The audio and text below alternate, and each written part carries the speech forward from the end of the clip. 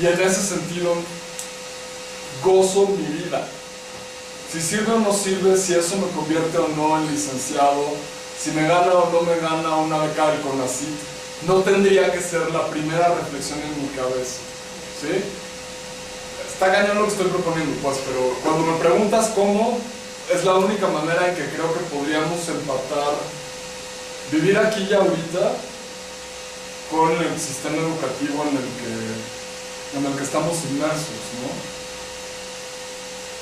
Y de lo último, para callarme y pasar la palabra, el compañero que decía que la teología y el saber iniciático y que el hebraísmo mira continuamente hacia el pasado, no sé, o sea, normalmente la primera oración de la mañana es gracias porque no morí en el sueño y gracias por este día, ¿no? Pues en realidad el recuerda, fuiste esclavo en Egipto, según yo es una afirmación del hoy. Hoy no eres un esclavo en Egipto. ¿Qué vas a hacer con este día? ¿No? Más como en el presente que en la adoración o en la monumentalización del haber salido de Egipto, ¿no? Nomás, creo que es un llamado permanente a estar aquí y a actuar aquí, ¿no? Sí, yo pienso más bien que no sería tanto, o sea, que en la primera tesis es que sea un saber vedado, sino más bien si es un saber que está ahí, que como ya lo decía, ha sido retomado por el materialismo, porque justo es el enano lo que hace ganar al autómata, y este autómata es la imagen del materialismo científico, el materialismo racional, ¿no? Que pues, sí no puede dejar que se vea que hay una teología detrás, porque entonces pues, habría problemas, ¿no? Aparte, si le dices a un marxista que en el fondo es teológico, porque si no, pues se va a ofender, ¿no? Yo, que sea cierto, justamente, ¿no? Entonces es eso, ¿no? Justo lo que le da la potencia, lo que hace ganar al autómata, que en este caso es el materialismo, pues es la teología. No es que esté vedada, es que está ahí retomada, en ese sentido, nada más. Ahora otra, en esta cuestión del pasado, ¿no? Yo opinaría que hay que tener cuidado justo con esta monumentalización del pasado, porque en Benjamin no es recuerda nada más por recordar, sino, y no es un pasado que esté ahí, ¿cómo decirlo?, rígido, ¿no? O un pasado monumental inclusive, sino son fragmentos de los que nos podemos apropiar, son cosas que podemos reactualizar en un momento, en un presente específico, ¿sí? No es un pasado que se recuerda temporalmente, y siempre hemos sido así, sino es un fragmento del pasado que nos sirve para pensar el presente y actuar en el presente, no es quedarnos también estancados justo en la onda del pasado. Me parece muy interesante justo la pregunta que hacía el compañero. Sí, yo creo que habría que pensar todavía mucho más en eso, porque sí plantea varias cuestiones interesantes y creo que estaría de acuerdo en responder igual que el doctor Bazán, ¿no? Hasta ahorita sería. Bueno, Rodrigo, gracias. Sí, ya me voy a incomodar y me voy a ir. Perdón. Sí, hasta ahí. ¿Tú no crees, Luis, que es que de acuerdo a lo que decía el compañero, me da la impresión de que habría como una lectura de que la primera tesis es una tesis diagnóstico, por así decirlo? Es decir, ¿no? el socialismo toma la maquinaria, quienes no lo supieron hacer no les funciona, pero quienes sí, Corea del Norte lo mantienen, ¿no? Y entonces haría gente como enajenada, un poquito eran como las palabras. O nuestro mismo sistema, pero sí, por supuesto. Ok, el problema es que a mí lo que me hace un chorro de ruido y que igual y a lo mejor voy a hacer como incómodo, no sé, pero es que a mí me da la impresión de que toda esta pensar la teología, y es porque ahí la teología estaría en servicio y crearía marxistas dogmáticos y estas cosas, ¿no? No habría en la teología la oportunidad de que ella fuera un elemento de la revolución, no en ese sentido de llegar al paraíso y no en ese sentido del socialismo, no quizás en el sentido de la maquinaria, sino en esto que yo decía de tomar distancia de, quizás a lo mejor mi lectura está como muy cercana a la teoría crítica por Heine y Adorno y todo esto, ¿no? Pero no sé, es que me hace mucho ruido la figura del Mesías, ¿no? Es decir, porque hay muchas partes, ¿no? Dice, una leve fuerza mesiánica en cada uno de nosotros. Y, no sé, Mesías es ungido, ¿no? Y ungido es elegido, ¿cierto?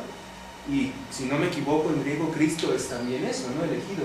No tanto retomar la figura, sino que cada uno de nosotros fuera un elegido para tomar distancia de ese status quo. Yo lo pienso un poquito más así, porque lo contrario sería, entonces la teología sí sería efectivamente enana y fea, porque sirve para que esa maquinaria opere, y le sirve tanto al capitalismo como a Corea del Norte. No sé si me explico. Sí. Yo lo que diría justo es, y otra vez vuelvo al inicio, ¿no? Sí hay, yo al menos veo otra vez dos diferencias de teologías, ¿no? Ajá. Y justo Benjamin se arropa o retoma cosas, porque tampoco lo retoma completamente, ¿no? Sino la teología judía, ¿no? Justo. Y en esta tradición judía, inclusive no hay como, en el estudio del Cábala estoy pensando, ¿no? No hay una noción de verdad absoluta, o sea, se estudia la palabra, pero para sacar interpretaciones, ¿no? Un poco también pensando en Roland Barthes, ¿no? Que dice que cuando te enfrentas al texto, lo que haces es sacar interpretaciones, ¿no? Entonces justo pensar de esta manera, yo creo, y teológicamente, ¿no? Estaríamos pensando desde este estudio de o sea, como decía Dexter, ¿no? Pensar los textos como cajas de herramientas, no como dogmas, ¿no? Entonces sí ahí yo creo que habría una oposición entre una teología que es un dogma, que cierra, que propone un tiempo permanente, que propone un solo camino, a una teología que lo que hace es pensar el momento, pensar el instante, pensar diferentes interpretaciones, claro. Se abre más. Sí, se le podríamos cambiar el nombre, no decir teología, nada más llamarlo crítica, ¿no? Híjole, no, perdón. No, ¿por qué? No, pero ¿por qué es la queremos misma. hacer eso? Son los dos filos del mismo matriz argumental. La matriz argumentativa teológica hace tanto una cosa como la otra. O sea, si tú te piensas como un sujeto, bueno, además del compañero, no sé quién más aquí sea creyente, ¿no? Yo definitivamente no. Pero quien sí es creyente, se puede pensar como un habitante de ese sistema de creencias. ¿Sí? Al habitar ese sistema de creencias puedes hacer cualquiera de las dos cosas, no hay ningún impedimento. Puedes o cerrar el sistema y entonces darle la vuelta, ¿no? Y llegar a la trascendencia espiritual y luego regresar a la tierra y llegar otra vez y regresar, y etcétera. O también puedes ser ese ente que vive solo en el presente. ¿Sí? Entonces, no, yo creo que no son dos cosas distintas. Solo eso, perdón. O sea, son dos posibilidades de la misma matriz argumentativa. Digamos, en términos prácticos, piensan en todo el grupo Manhattan, ¿no? Oppenheimer y todos los que hicieron el estudio sobre partículas, que al final están haciendo como un avance providencial, ¿no? para jugar con el término providencial en términos científicos, y viene un general gringo y se los toma para hacer una bomba atómica. ¿Sí? Son las dos posibilidades del mismo evento, no son dos eventos distintos. Sí, pero es que lo que yo diría ahí es que son dos posibilidades que generan tensión, y que justo sí, o sea, estaría de acuerdo con tu lectura, pero lo que habría que mostrar es justo que generan una tensión. Sí, y pensando en Benjamin sería, digamos, algo muy pertinente pensar en estas tensiones que se están generando. Tú dices la misma matriz, ¿no? Yo por eso decías opuestos, ¿no? Pero a lo mejor no fue la palabra adecuada, sino más bien tensionales, ¿no? ¿Estás de acuerdo? A ver, ahí atrás. A ver, cuando yo hablaba de saber vedado, o sea, discrepo contigo por lo siguiente. Se supone que bueno, una de las constantes de Benjamin es justamente hablar sobre la redención, ¿no? La promesa de la redención. Ahora, la teología justamente es eso, ¿no? Aquella que te da dicha promesa.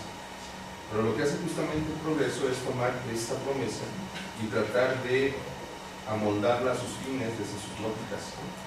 O sea, Marx ya lo había dicho, ¿no? O sea, ¿cuál es el verdadero Dios aquí? El capital, ¿no? ¿Y por qué ha llegado a ser? Hay una frase en el capital, no sé si era en el apartado 2, 9, no me acuerdo, pero Marx dice algo muy interesante: el dinero toma forma de esclavo, bueno, que en circulación es esclavo, cuando llega el capital se convierte o toma la forma de Dios.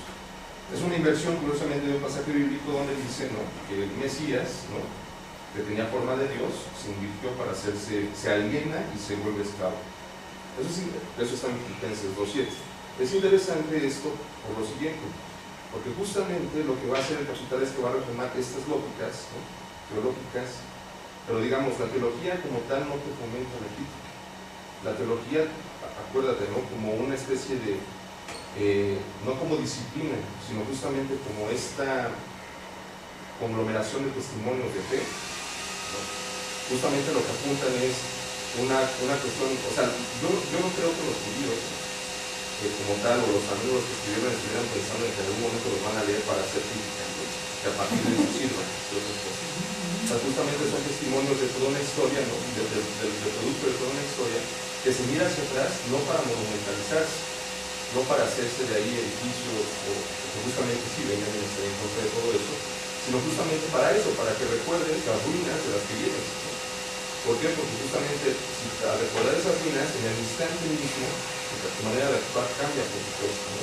Tiene que haber una transformación, pero es a partir de la revelación, y esa revelación justamente es la que a ti te hace escribir, por decirlo así, o discursar acerca de un testimonio de que efectivamente, ¿no?, yo soy libre, pero también mi misión es continuar con postergar esta libertad para las futuras generaciones.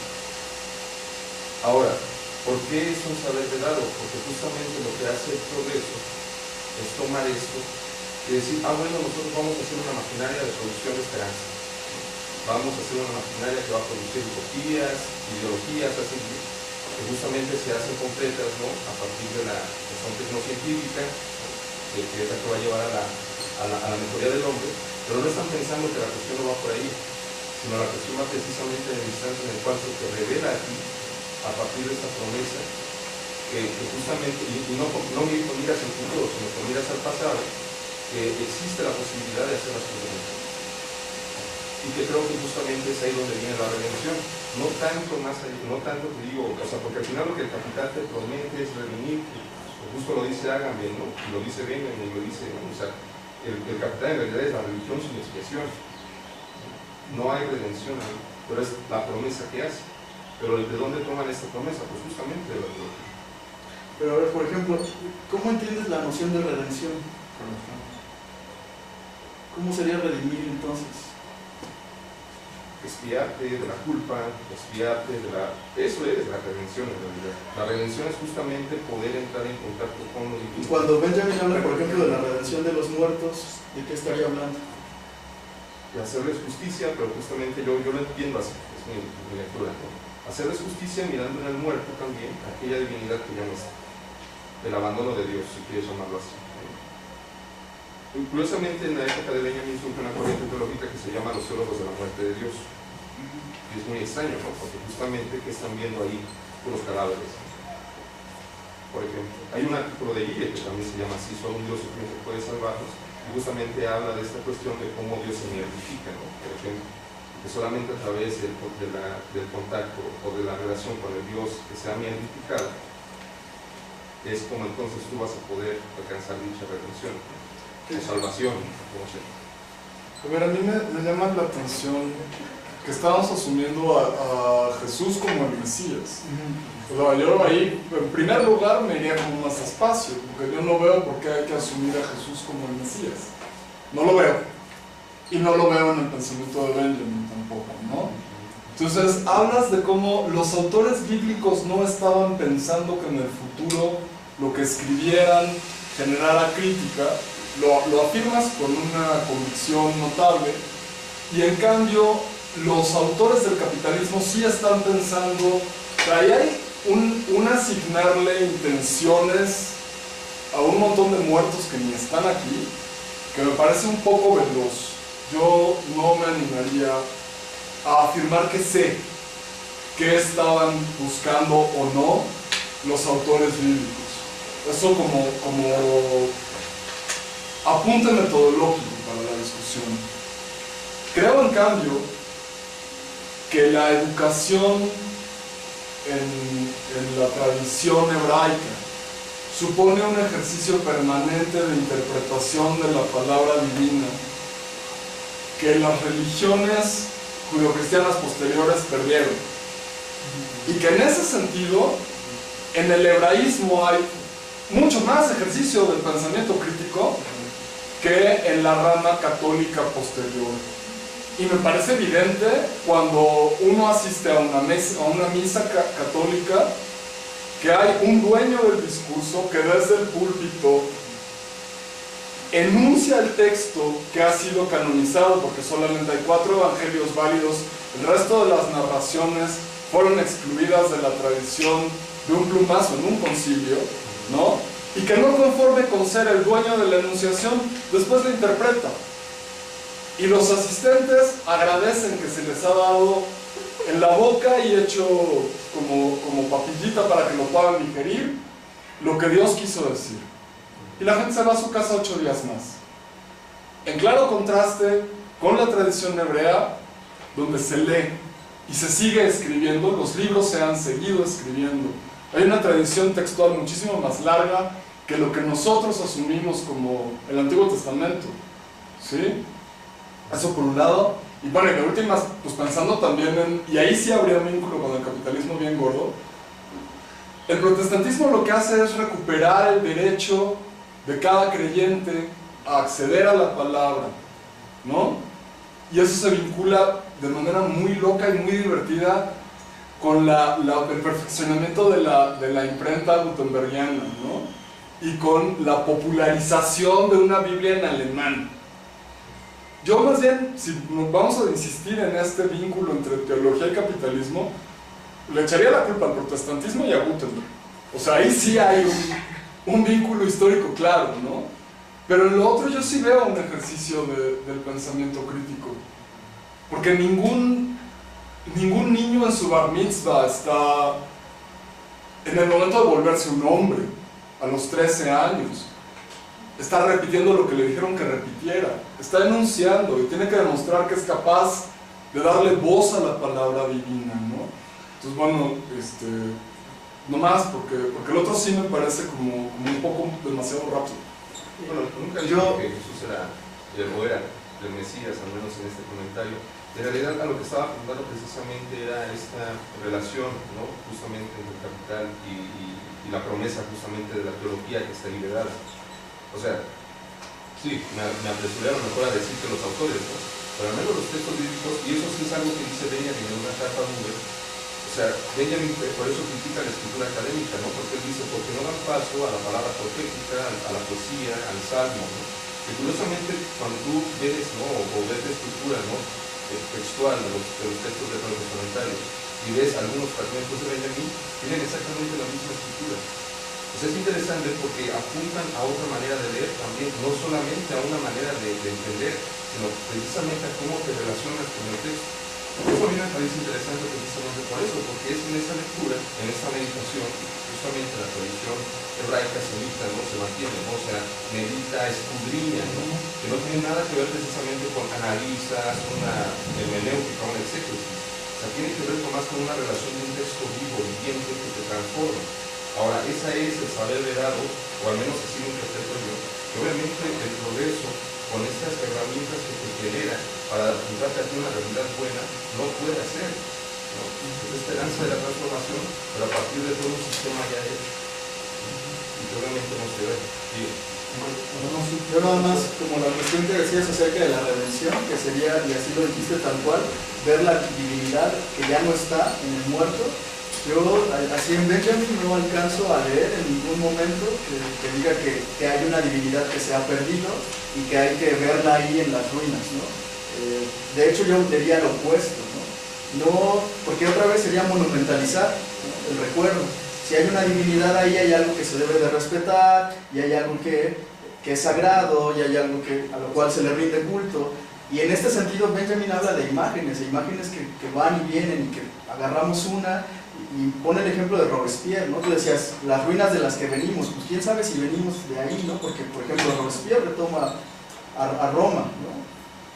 Quién sabe si tenía de verdad, ¿no? Hay un linaje, pero lo retoma como una imagen para poder accionar algo en el presente. Entonces yo tendría cuidado, y esa es también mi lectura, con esta noción de ver en el muerto como la divinidad que ya no está, porque otra vez sería reintegrar o intentar recuperar un aura perdida, y creo que yo en mi lectura no sería eso. A ver, hay una pregunta aquí. ¿O un comentario? Voy a intentar recuperar dos cosas que dijo el compañero que me parecen bien importantes. La primera, ahora llego a lo que le acaban de responder, pero es verdad que las lecturas, voy a llegar otra vez a la matriz teologal, no me quiero circular en cosas teológicas que no son mi campo, ¿no? Pero finalmente es verdad que la palabra de Dios no es la palabra de Dios. El Antiguo Testamento es lo que alguien nos dijo que es la palabra de Dios. A eso se refería con está escrito en pasado. ¿Sí? Y Dios dijo, sí, dijo alguna vez. No lo dijo ahorita en presente. ¿Sí? Estamos hablando de religiones muy jóvenes. ¿Sí? Pero si pensamos en funcionamientos del mito, de religiones que tienen 10, 12 mil años de antigüedad, todas funcionan igual. Todas hablan en pasado. Y dicen, esto ya ocurrió. Esto ya ocurrió y usted está en el proceso de ocurrir junto con eso que ocurrió al principio. ¿Sí? Ocurrió A.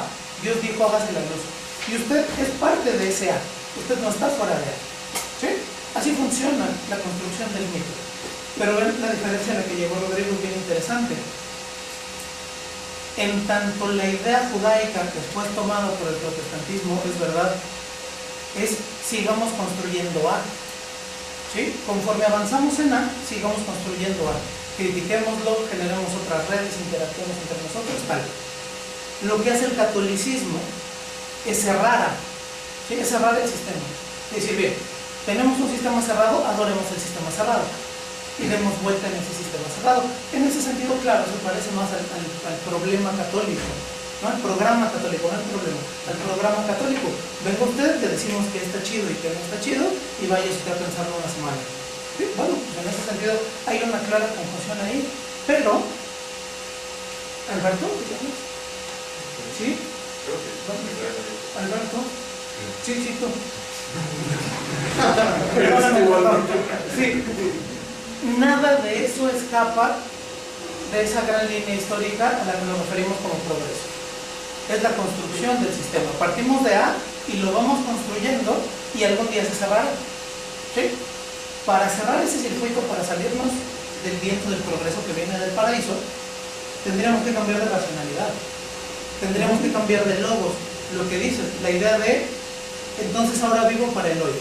Bueno, vivir para el hoy desde el occidental capital tampoco es exactamente, ¿no? Habría que despojarse de un montón de ideas, como de la angustia de tomar decisiones y entonces sí, cierras esa idea de progreso e ingresas a otra idea de progreso, ¿no?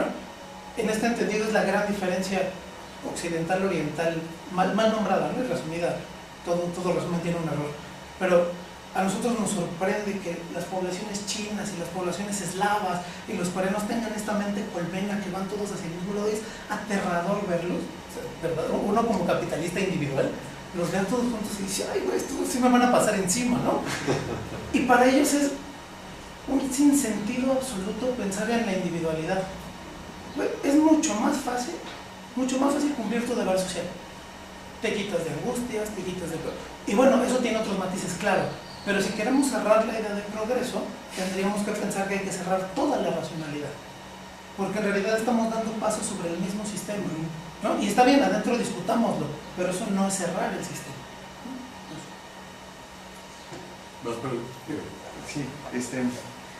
Sí, lo que a mí me interesa saber si en el fondo lo que está haciendo es, digamos, si denunciar esta forma de percibir el tiempo que viene desde este discurso místico, o redimir el discurso místico, como no sé si entiendo lo que puede decir, redimir de alguna forma, situarnos dentro del discurso místico y desde ahí hacer un cambio, pues, ¿no? No sé si me estoy explicando.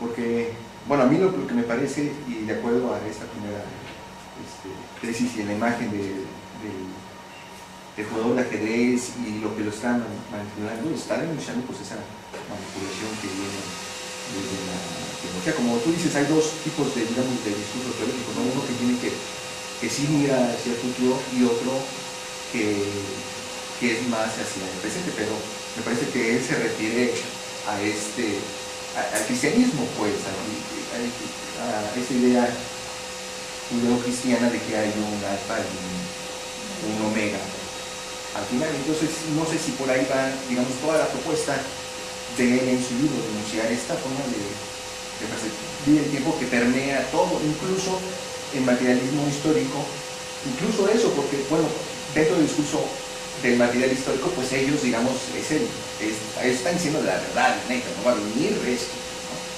están diciendo, digamos, este discurso verdadero. Entonces, hasta este discurso que aparentemente es el verdadero, la neta del planeta, pues está permeado de esta mística. Más preguntas ahí, ¿no? Pues sí estoy de acuerdo con lo que dijiste, Diego, pero como yo, y bueno, siguiendo lo que había dicho hace rato, es que no sé si hicieron conservado totalmente en el presente, ajenos a la cultura y a la temporalidad, no sé, sería algo así como, está bien, sí me late, no sé, aquí creo que todos somos por gusto, ¿no? No sé, por lo menos no sé por gusto. Pero en la mañana cuando me desperté, para poner ese ejemplo, dije, tengo mucho sueño, no me quiero despertar, ¿no? Entonces siento que estaríamos como encerrados en ese impulso instintivo de tengo sueño, no sé, tengo hambre, tengo ganas de esto, y no podríamos pensar a decir, me tengo que despertar porque quiero ir allá a la UEM y escuchar la canción de Benjamin, etc. O sea, eso para ponerlo aquí. Luego, porque es cortito, y luego la última pregunta. O no, la siguiente pregunta. No, a ver, sería salirnos del futuro como trascendencia y como gran plan a largo término. En realidad, ¿a dónde me voy a ir de vacaciones este verano? Está lejísimos, en ese sentido no tendría ni por qué estar pensando en eso, ¿sí? Pero no quiere decir que yo pierda la noción de lo que voy a hacer después de las 10 de la mañana. Porque ahí lo que estarías borrando sería tu voluntad y tu propia conciencia. Yo sé que a las 10 de la mañana deseo escuchar ponencias. Yo tomo la decisión de que aunque tenga sueño, voy a hacer el esfuerzo y voy a ir.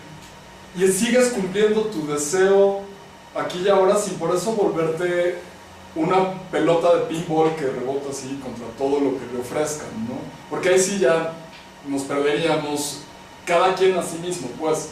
No va por ahí, es nada más, en lugar de que todo dependa de un gran plan de vida que acaba en el momento de la muerte, que es un poco a lo que nos comprometen. O sea, naces, creces, te emparejas, te multiplicas y te mueres. Bueno, híjole, no sé, nazco y voy creciendo y luego vemos, ¿no? O sea, ¿por qué tendría yo que querer una mujer, 2 chavitos, perro, gato y flores en las ventanas? Como decir, a ver, ¿no? Sin por eso volverte esta pelota de pinball, ¿no? O sea, sigues teniendo un plan, pero a lo mejor para hoy, para el esfuerzo de sí llegar a las 10 y oír todo este rollo mareador que nos estamos tirando. Ya. Vale, muy bien.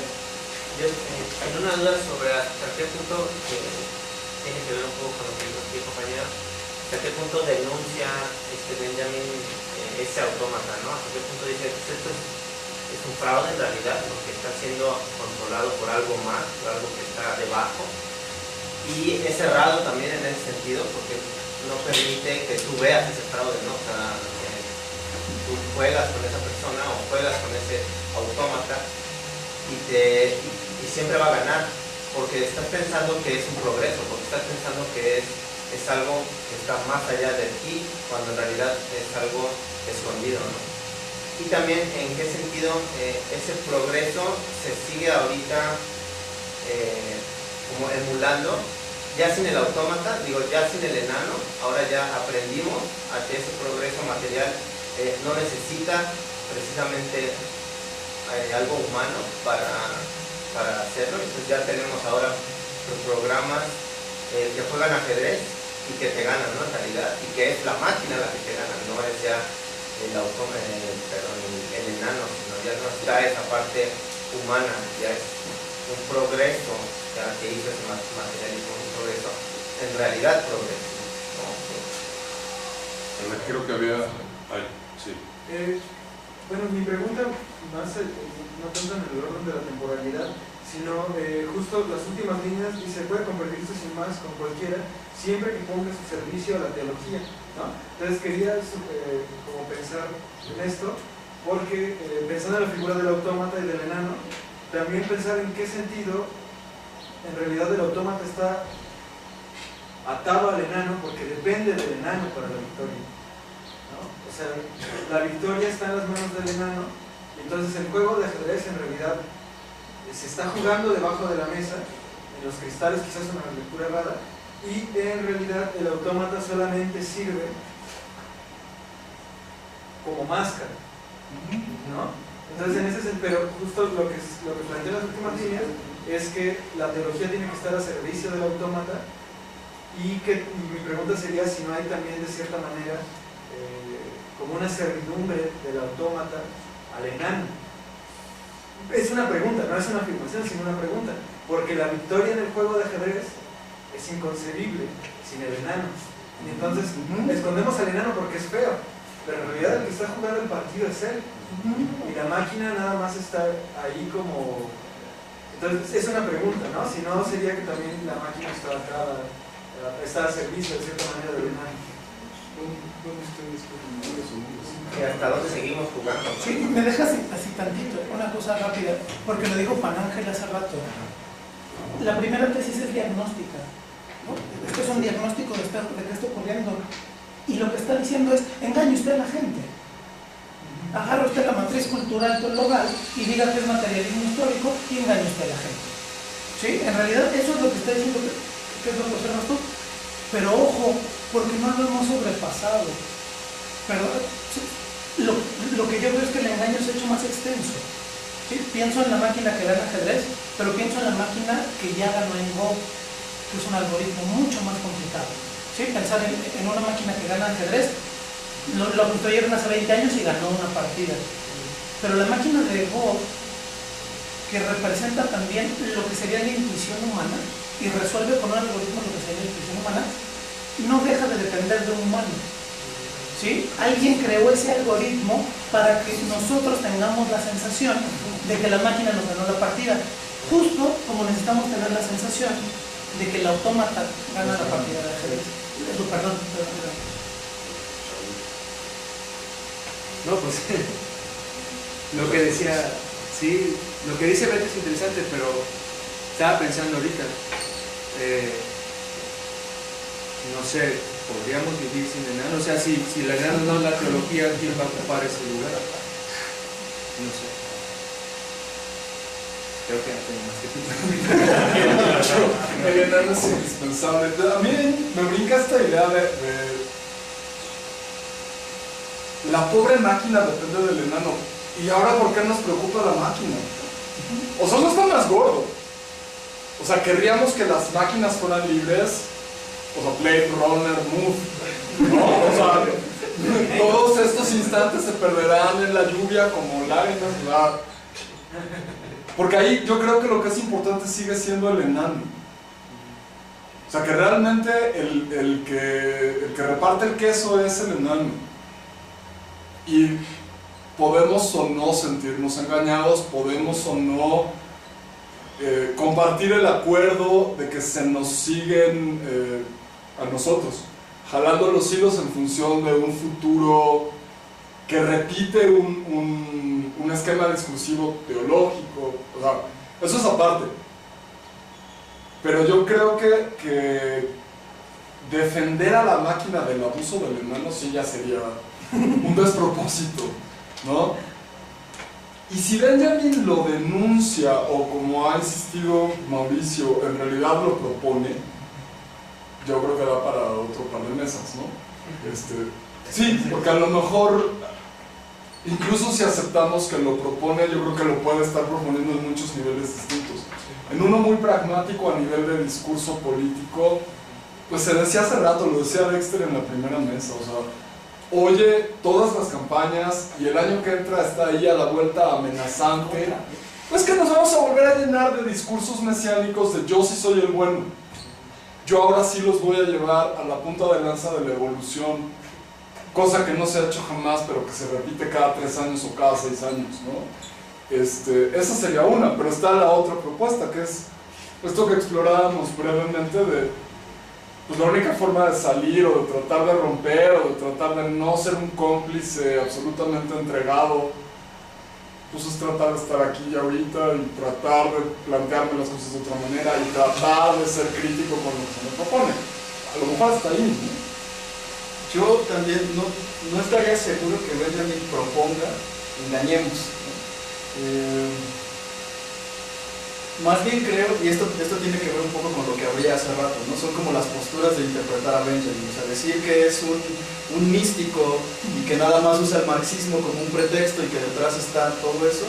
Más bien lo que yo veo es que la obra de Benjamin es una mezcla muy rara entre autómata y enano, si se quiere ver así, o sea, y que todo el tiempo están tensionando y están generando cosas. No veo como esta servidumbre en Benjamin donde diga, el marxismo es el que tiene que servir, o la teología tiene que servir al marxismo, o sea, no veo esto, ¿no? Y proponer que engañemos sería justo proponer la servidumbre de un discurso a otro, yo pienso. Está bien, perdón las pisadas de callos, pero digamos a mí me da igual. Sí, o sea, finalmente Benjamin lo que está haciendo está describiendo algo. ¿Sí? Benjamin está describiendo un autómata que funciona con un enano. Sí. Está diciendo el enano es el teólogo y el autómata es. Este autómata es materialismo histórico, pero usted ponga otro y póngale otro nombre y ya está. Sí. Yo no estoy diciendo, digamos, que tengo alguna afición política por engañar a la gente o por no engañarla. Creo que la postura de decir engañemos a la gente ahora sí en sentido político tampoco es ajena a Benjamin. Él ya lo está viendo en la voz. Él está diciendo, ya está pasando. Sí. Y por otra parte, decir hagámoslo sin engañar, sin cerrar el sistema, es parte de la teoría crítica. ¿Sí? Pero digamos, yo no quería entrar en esa discusión, yo quería como hablar de la plataforma. Lo otro, pues sí, es una interpretación ya, una postura política. Sí, quería decir algo que va a relacionar con eso, con lo que decías de que, bueno, si quitamos al enano, ¿quién se va a poner? Bueno, el enano, claro, no es que sea un enano, ¿verdad? Es un sistema de ideas que están ahí, que se transmiten a través de prácticas, ¿no? Y una visión, una percepción de la realidad. Yo creo que quizás es bueno denunciar que está funcionando así, pues, ¿no? Que está esto atrás de este sistema que parece redentor, y quizás la parte difícil, igual que Nietzsche, no sé por qué me trae Nietzsche, ¿no? Igual, digamos, sí, derrumbar los valores a lo mejor es lo fácil, pero después que aquí hay intentos de pensar cómo sería que en el futuro y pasado, pero es imposible, nadie lo puede pensar porque ya estamos, digamos, programados con la idea de principio y fin, y se pueden intentar muchos ejercicios. Yo pienso que es medio vicioso estar pensando cómo sería, porque pues ya no hay vuelta atrás, pues, ¿no? Tendrían que ser las nuevas generaciones que en unas prácticas diferentes percibieran el mundo, digamos, o los eventos de forma diferente, y quizás eso es lo que, no sé, no leí el libro, pero quizás es lo que está proponiendo él, ¿no? Vamos a ver si no hay otra cosa, como lo hemos hecho. Quizás por eso no hay una propuesta clara, o quizás a lo mejor lo que tú decías, el Mesías, digamos, retomar esta idea de Mesías, pero no un Mesías como lo plantea la religión, sino más bien en uno mismo sea Mesías. Uno puede ser colector, ¿no? Coleccionista, y puede dar nuevos significados a las cosas aquí, ¿no? Aquí en la hora, ¿no? Pero bueno, salirse de estos lineamientos no se puede, pues estamos ya así configurados, ¿no? Me pareció muy interesante tu pregunta que dejaste ahí. Realmente me imaginé al enano teólogo saliendo y de repente digo, haz como un cambio futbolero. La razón, ¿no? El orden del discurso, no sé, el logo, lo que sea. Lo que hemos discutido en el seminario tantas veces, ¿no? Que el punto es que hay un espacio para que alguien ocupe ese lugar que da escondido, ¿no? Que va a ganar la partida o a perderla, ¿no? O la metafísica, por ejemplo, de Heidegger, con estas intentonas filosóficas de separar la metafísica. Y a pesar, y lo que me parece interesante de todo esto es que a pesar de todo el discurso que quiere separarse de las esencialidades, la metafísica, clavarse en la idea de lo material, a pesar de todas las buenas intenciones, el enano está ahí. Me parece muy interesante la pregunta. Yo preguntaría ahí si sale el enano y entra una gárgola, o lo que está cambiando en realidad es el autómata. Si el autómata deja de parecer un turco para parecer una bailarina de cancán, para después parecer un personaje de naranja mecánica, para...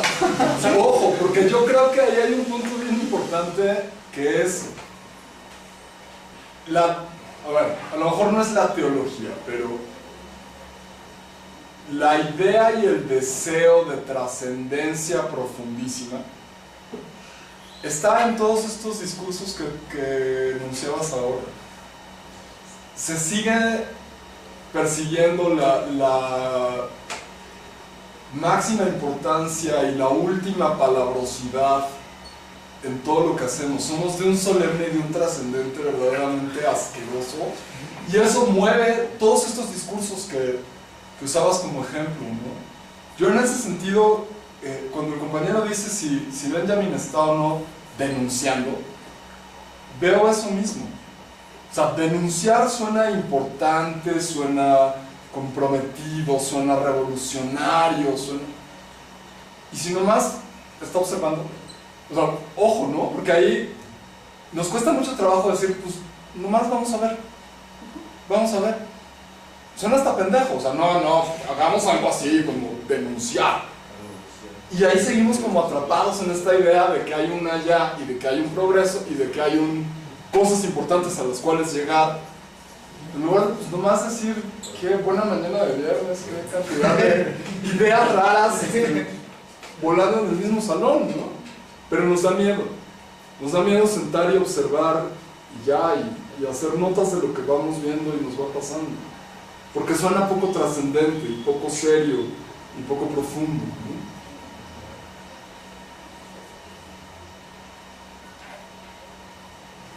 Bueno, solo por especular.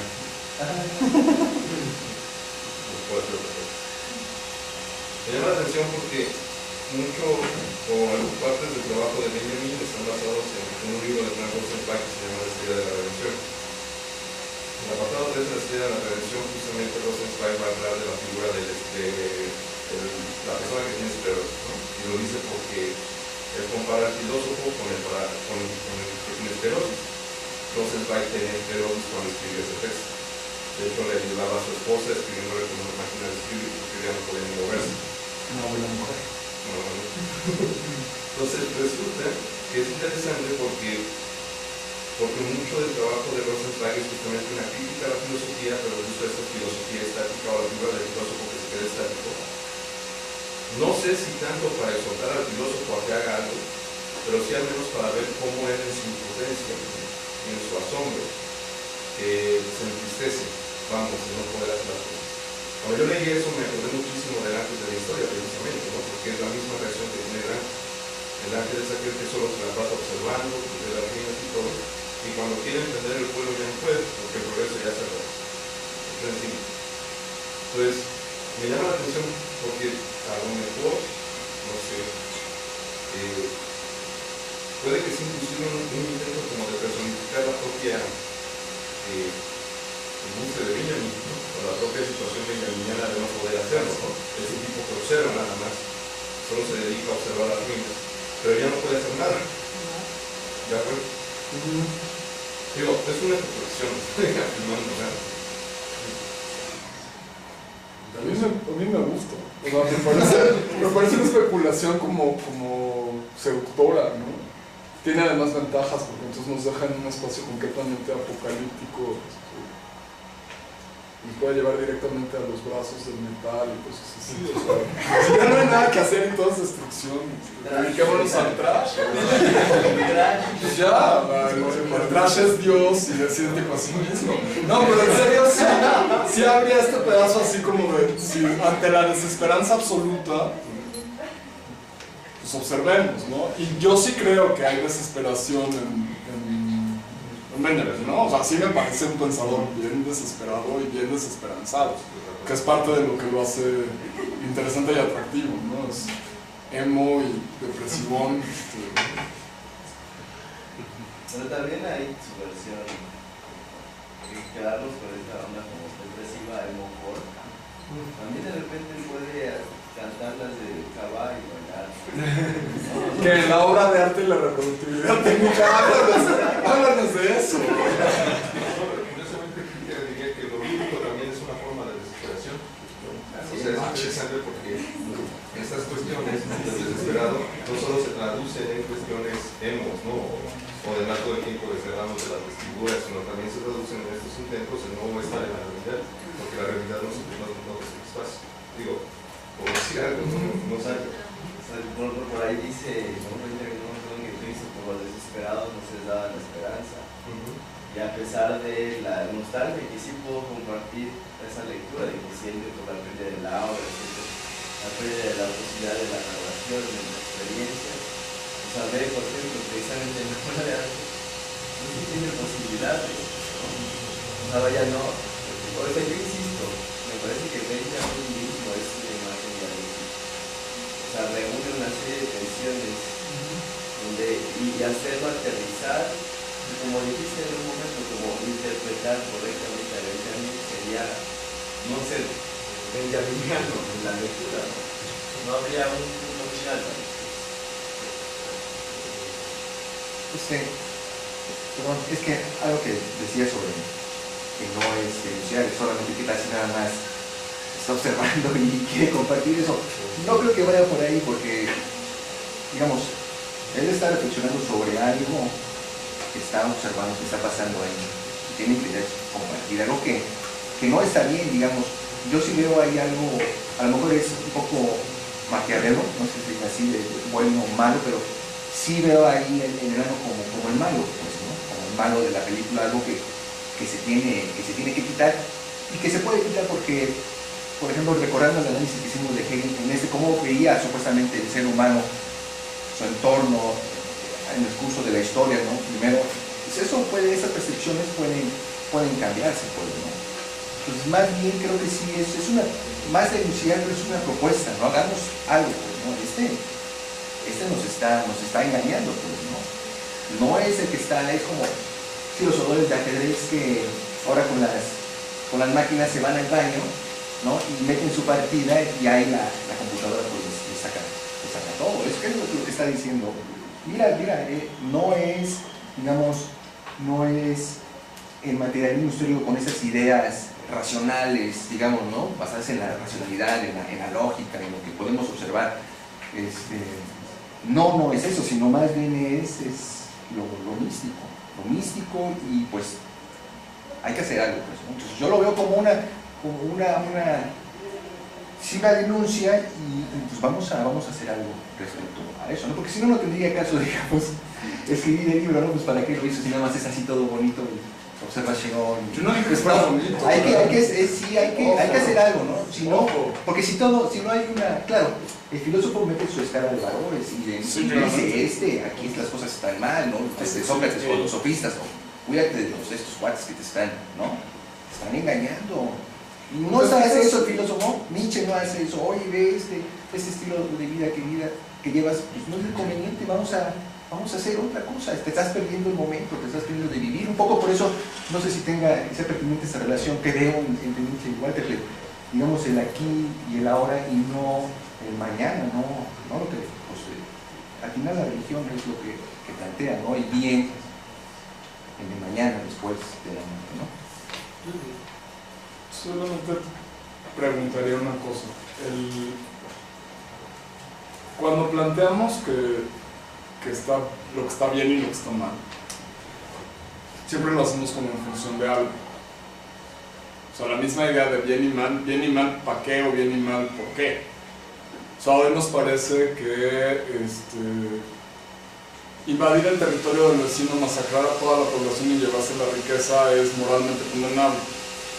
Uno ve vikingos en la tele que dice, no, tiene toda la onda del mundo, o sea, vamos a saquear al vecino. ¿Por qué? Porque si me matan en batalla, además me gano el cielo. Pues es un súper negocio, ¿no? Entonces, yo creo que estás asumiendo, por ejemplo, que la racionalidad analítica occidental es más valiosa que la sensación mística oriental. Está bien, pero es tu asunción. Es tu punto de partida, es tu impronta. Y entonces, en esa medida, asumir que Benjamin es lindo y shalalala si solo observa, es tu entendimiento del asunto. Observar y cobrar conciencia puede ser uno de los procesos más dolorosos y más arduos a los que se someta un individuo. De bonito tiene muy poco. Un poquito de réplica nada más. Sí, entiendo, pero yo no estoy tratando, digamos, yo estoy tratando de pensar cómo está viendo Benjamin Walter pues el problema, pues, ¿no? Desprendiéndome de mi escala de valores. Podemos criticar, digamos, sí podemos criticar la escala o el valor que le da a las cosas Benjamin. Podemos decir, bueno, ¿por qué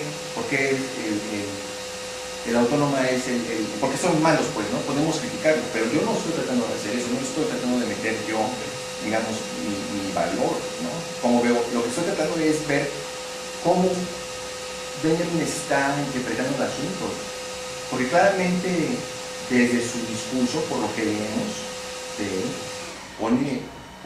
tiene una postura, pues, ¿no? O no sé, a lo mejor yo solamente lo voy a decir, la postura que él tiene frente a eso que está viendo. A lo mejor me puedes decir, bueno, eso nada más tú lo ves, esa postura, a lo mejor él nada más está describiendo la onda y ya, ¿no? Algunos dicen de eso de Marx. Marx solamente describe, no pone una valorización, ¿no? Pero la gente lo que ve ahí sí es una valorización, el esclavo, el amo, ¿no? Ve esas cosas. No sé si me estoy explicando con eso, ¿no? Bueno, sí, no, ya para terminar, adelante. Para recorrer la pregunta con la que empezaron los comentarios que fue del compañero, pensemos en el enano cuando no era enano.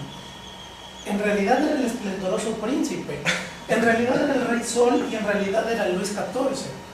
¿Sí? ¿Por qué? Porque es todo el poder de la argumentación teologal en su magnificencia, que operó desde el centro de poder durante 1000 años, por poner un periodo corto, ¿no? Pero hablemos de 3000 si quieren, ¿sí?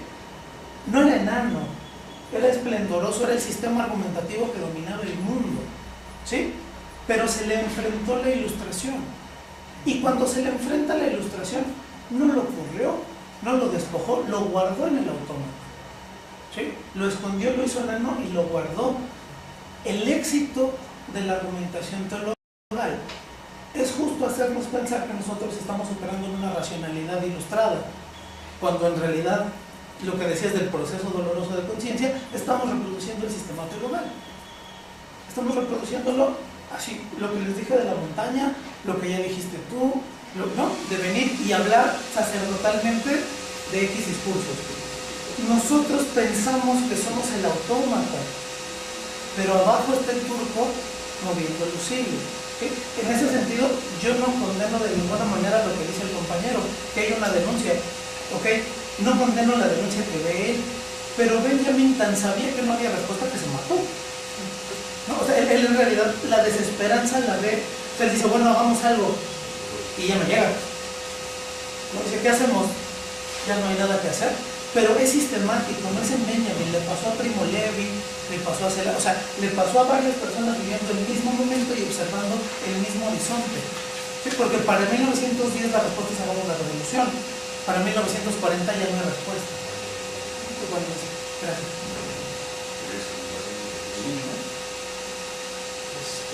Yo, a ver, nada más una cuestión, porque decía el compañero que mucha gente lee más que no hay una propuesta, pero pues sí hay propuesta en el marxismo, ¿no? El manifiesto del Partido Comunista pero sí es una propuesta de hagamos, ¿no? Y a lo mejor yo creo que de repente lo que causa conflicto en Benjamin es que no hay algo así tan asible. Justo lo decían en la primera mesa, no hay sistema. ¿No? ¿Quieres encontrar? A ver, Benjamin, respóndeme, ¿qué vamos a hacer con...? No, es justo, yo creo que en la práctica donde se generan cosas, ¿no? A lo mejor hasta ahí podríamos llegar. Ya de ahí a decir esto nos va a liberar, esto nos va, porque sería volver a caer otra vez en la misma lógica, ¿no? Un poco lo que decían, estamos atrapados en eso. Y en el momento en que volvemos a establecer, pues es que esto es para la mejora, esto es para la liberación, o esto es para mi trascendencia espiritual, pues volvemos a caer en la misma lógica. Entonces creo que esa es la imposibilidad en la que se encuentra Benjamin, porque sabe que volver a proponer es volver a... Y un poco es lo que causa angustia, ¿no? Lo que todos esperamos es una respuesta, lo que todos esperamos es que venga alguien y nos diga qué hacer, cómo vivir nuestras vidas, ¿no? Sí, creo que no es eso lo que hay. Esto es como si yo te dijera, por ejemplo, te digo, la televisión nos daña, ¿no? Pero no te digo qué vamos a hacer, nada más te estoy diciendo la televisión nos está dañando y no estoy diciendo nada. Y algunos, yo veo que a algunos les causa conflicto esto, pues, ¿no? Que no diga cómo. Entonces, ¿qué vamos a hacer? A veces estamos esperando leer qué vamos a hacer frente al problema, pero lo que creo que está haciendo es evidenciando ahí un problema, pues, ¿no? Ahí está el problema, ¿no? Sí. Igual que en Marx, como decías, ¿no? No sé, pues estaba pensando un poquito de este enano, ¿no? Que en algún momento fue sol, ¿no? Y así. Y con lo que decía Lester hace un rato. Bueno, no sé ustedes qué piensan, pero a mí me da la impresión de que el enano es la metafísica, ¿no? Y que ese es el lugar que Nietzsche decía, ¿no? No hay que deshacerse de Dios, sino deshacerse del lugar. El problema es que el lugar parece que no se puede deshacer, ¿no? Quizás no es el enano, sino ahora el lenguaje o el poder, no sé. Pareciera que siempre hay ese lugar y que no se puede desaparecer. Quizás habría que pensar las implicaciones políticas que tiene poner a quién en el lugar, ¿no? Yo hay nada más una pregunta, Juan Ángel. Cuando dices metafísica, es como o sea, está como impulso o sensación o angustia o como la quieran llamar, que nos lleva a reflexionar sobre la trascendencia. ¿Eso es o no? No, pienso un poquito metafísica en el sentido como de origen, de cuando Nietzsche lo describe de lustro, de eso que explica todo, que es el origen como el origen divino, que también tienes a toda esa forma de la teología, ¿no? Como fundamento, más bien. Entonces, el fundamento en algún momento es Dios, en otro momento es el sujeto, ¿no? Después el lenguaje, después la razón. Ok, pero es un fundamento argumental al margen de la experiencia individual.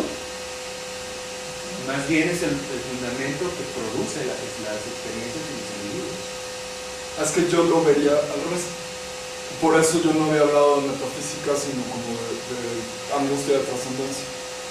O sea, a lo mejor no, y a lo mejor es un planteamiento come flores y ñoño de mi parte, pero o sea, creo que abajo de todo eso hay por eso hablaba como de impulso, de angustia humana ante la propia extinción como individuo. Que finalmente hay como esta necesidad medianamente obsesiva de no extinguirme como individuo, que me permite aceptar la existencia de dioses o de vida después de la muerte o de importancia de lo que hago, ¿sí? Y que eso, pues creo que sigue ahí y sigue mal resuelto, ¿no? Pero bueno, eso da como para otro día. Bueno, pues muchísimas gracias por estar aquí y nos vemos en la siguiente.